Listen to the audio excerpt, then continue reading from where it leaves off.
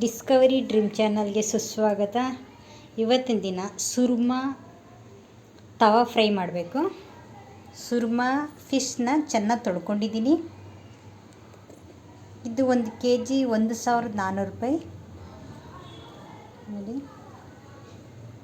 ಚಿಕ್ಕದಾಗಿ ಪೀಸ್ ಮಾಡಿಸಿದ್ದೀನಿ.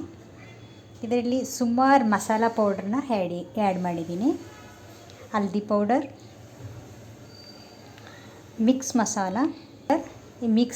ಮಸಾಲ ಇದೆ. ಇದು ಕೂಡ ಇದು ಧನಿಯಾ powder, red chilli powder, garam masala powder, salt.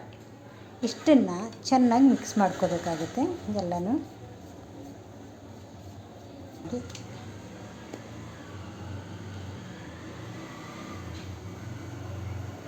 ಈಗ ಅಪ್ಲೈ ಮಾಡಿದ್ದೀನಿ. ಇವಾಗ ಮಸಾಲ ಪೌಡರೆಲ್ಲ ಮಿಕ್ಸ್ ಆಗಿರ್ತದೆ.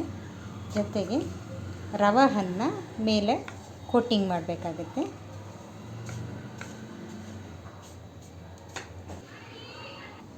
ಎಲ್ಲ ಕೋಟಿಂಗ್ ಮಾಡಿಟ್ಟಿದ್ದೀನಿ. ಇವಾಗ ಒಂದು ಅರ್ಧ ಗಂಟೆ ಆಗೈತೆ. ಇವಾಗ ತವಾನ ಸ್ಟವ್ ಮೇಲೆ ಇಡೋಣ. ತವಾ ಕಾದಿದೆ. ಇವಾಗ ಆಯಿಲ್ನ ಹಾಕೋಣ.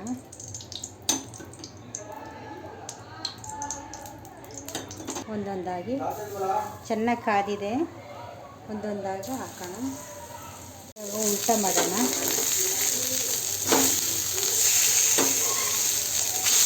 ಯಾಕಂದರೆ ಬಿಡ್ತದೆ, ಅದಕ್ಕೋಸ್ಕರ 1-2 ಸತಿ ಉಲ್ಟಾ ಮಾಡಿ ಬೇಯಿಸಬೇಕಾಗುತ್ತೆ, ಫ್ರೈ ಮಾಡಬೇಕಾಗುತ್ತೆ. ಇವಾಗ ಪುನಃ ಉಲ್ಟಾ ಮಾಡೋಣ.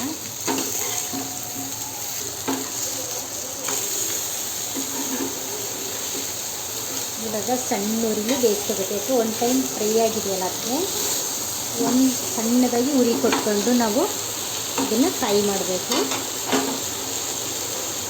ಸೈಡಲ್ಲೆಲ್ಲ ಆಯಿಲು ಹೊಟ್ಟೋಗಿರುತ್ತೆ. ಅದಕ್ಕೆ ಈ ಥರ ರೌಂಡ್ ಶೇಪಲ್ಲಿ ನಾವು ಈ ಥರ ಆಯಿಲ್ನ ಎಲ್ಲ ಕಡೆಯೂ ಹಾಕಬೇಕು. ಆ ಥರ ಆಯಿಲ್ನ ಮಾಡ್ಕೋಬೇಕಾಗುತ್ತೆ. ಬೆಂದಿದೆಯೇನೋ ಅಂತ ಈ ಥರ ಸ್ವಲ್ಪ ಉಲ್ಟಾ ಮಾಡಿ ಬೇಯಿಸ್ಕೋಬೇಕಾಗುತ್ತೆ.